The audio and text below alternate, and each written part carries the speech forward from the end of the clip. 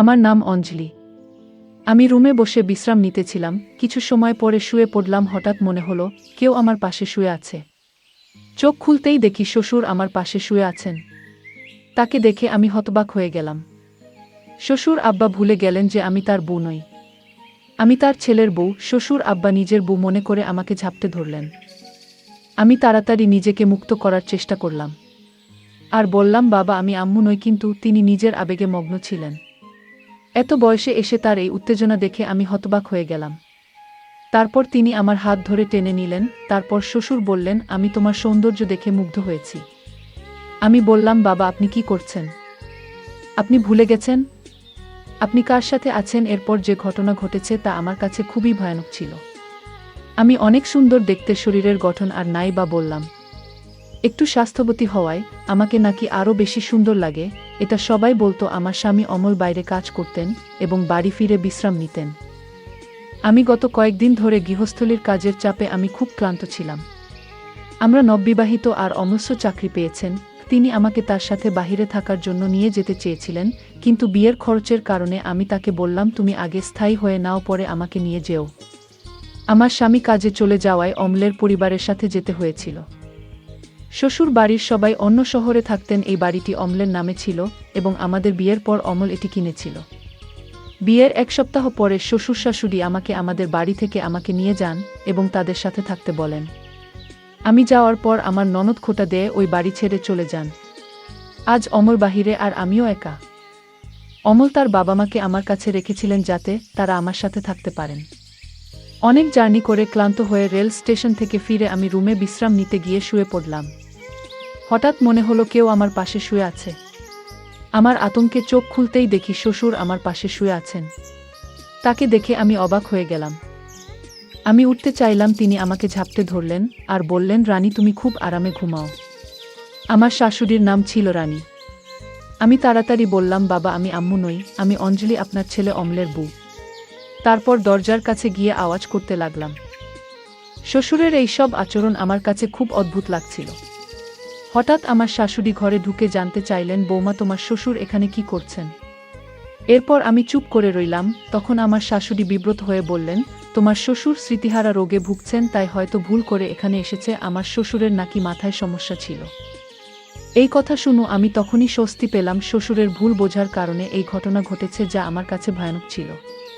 কিন্তু আমার শ্বশুর কি আসলে স্মৃতিভ্রষ্টতার কারণে ভুল করে আমার ঘরে এসেছিলেন, নাকি অন্য কোনো উদ্দেশ্য ছিল? আমি ওই দিন দরজা বন্ধ করিনি। আমরা তিনজনেই এই বাড়িতে থাকতাম।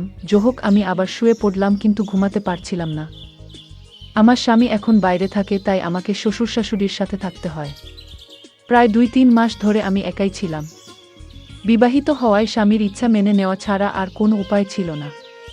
হঠাৎ আমার স্বামীর পরিবার, আমাদের 4 পরিবার আমাদের বাড়িতে বেড়াতে এলো। আমার শ্বশুর স্মৃতিভ্রষ্ট ছিলেন, যা আমাকে চিন্তিত করেছিল।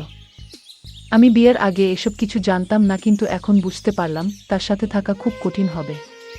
বিয়ের পর পুরো 1 সপ্তাহ শ্বশুর শাশুড়ি আমাদের বাড়িতে ছিলেন।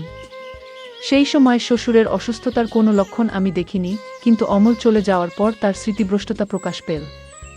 এ অবস্থায় তার কাছে যাওয়া বা তার যত্ন নেওয়া কঠিন হবে। আমি সারারাত এ বিষয়ে ভাবতে ভাবতে সকালে রান্নাঘরে গেলাম নাস্তা করতে।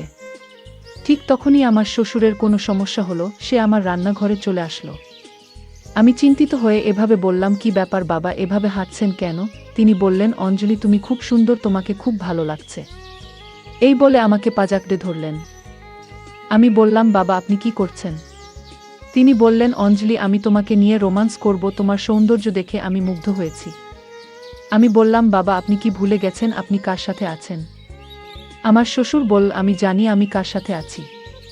সে আমাকে কাছে পাওয়ার জন্য পাগল হয়ে গেছিল। আমি তার এই উত্তেজনা দেখে হতবাক হয়ে গেলাম। এই সময় হঠাৎ মা ঠান্ডা হাওয়া খেতে খেতে বারান্দায় এসে জিজ্ঞেস করলেন, কি ব্যাপার অঞ্জলি, কোনো সমস্যা আছে? আমি উত্তর দেওয়ার আগেই আমার মা শ্বশুরের হাত ধরে তাকে রান্নাঘর থেকে নামিয়ে নিলেন। তিনি বললেন, বিয়ের স্মৃতিভ্রষ্টতার কারণে ভুল করে এখানে এসেছে। আমার কথা আমার মাও শুনলেন না। পরদিন অমল ফোন করল। আমার শাশুড়ি মার কাছে আমি ফোন চাইলাম, কিন্তু শাশুড়ি মা এসে বললেন, বৌমা তুমি তোমার বাবার ব্যাপারে অমলকে কিছু বলো না, নইলে সে টেনশনে পড়ে যাবে। এরপর বললেন, অমলের একটি গুরুত্বপূর্ণ মিটিং আছে। রাতে ফোন করবে তখন কথা বলো। আমি সারা রাত অপেক্ষা করেও অমলের কোনো ফোন পেলাম না। আমার শাশুড়ি পাশে বসে টিভি দেখছিলেন। আমার শাশুড়ি বললেন, বৌমা, তোমার শ্বশুরের ব্যাপারে অমলকে কিছু বলো না, তাহলে সে অনেক টেনশনে পড়ে যাবে। আমি বললাম, শাশুড়ি মা, বাবাকে ওষুধ খাবান, শ্বশুরের স্মৃতিভ্রষ্টতা বেড়েই চলেছে। আমার সবচেয়ে কষ্টের বিষয় ছিল শ্বশুর মশাই শুধু তার বউয়ের ব্যাপারে ভুলে যেতেন, বাকি সব কিছু মনে রাখতেন। আমি অনেক সময় ইচ্ছাকৃতভাবে তার ব্যক্তিগত জিনিস লুকিয়ে রাখতাম, কিন্তু সেগুলো তিনি সব মনে রাখতেন। শ্বশুর শুধু তার বুকে ভুলে যেতেন। শ্বশুর যদি ইচ্ছাকৃতভাবে না করতেন, তবে তাকে সহায় করতাম। স্বামী চলে যাওয়ার পরে 3 মাস অনেক কষ্টে শ্বশুর শাশুড়ির সাথে কাটিয়েছি। রুমের দরজা বন্ধ করে ঘুমাতাম এবং সারাদিন শ্বশুরের মুখোমুখি না হওয়ার চেষ্টা করতাম। একদিন দুপুরে তালা লাগাতে গিয়ে দেখলাম দরজাটা ভাঙ্গা। আমি চিন্তা করলাম, এটা কি করে সম্ভব? কারণ সকাল পর্যন্ত দরজার তালা ঠিক ছিল, রাতে আমি কিভাবে ঘুমাবো? এই ভাঙ্গা দরজা দিয়ে যে কেউ ঢুকতে পারে। তাই আমি কাউকে কিছু না বলে আমার বাবার বাড়িতে চলে আসলাম। কিছুদিন পর অমল ছুটিতে বাসায় আসলো এবং আমাদের বাড়িতে আসলো। আমি অমলকে সব খুলে বললাম।